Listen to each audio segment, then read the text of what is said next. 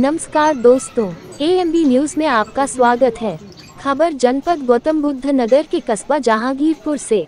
जनपद गौतम बुद्ध नगर के कस्बा जहांगीरपुर में जुम्मे की नमाज के मद्देनजर पुलिस ने किया फ्लैग मार्च। स्थानीय पुलिस चौकी प्रभारी उप निरीक्षक शिव प्रताप सिंह के नेतृत्व में पुलिस तथा पीएसी के लगभग 2 दर्जन जवानों ने पुलिस चौकी से प्रारंभ कर जामा मस्जिद सहित अन्य प्रमुख मस्जिदों से होते हुए कस्बे के मुख्य मार्गों पर फ्लैग मार्च किया। इस अवसर पर मुस्लिम बंधुओं ने पुलिस की चक चौबंद व्यवस्था के बीच नमाज अदा की।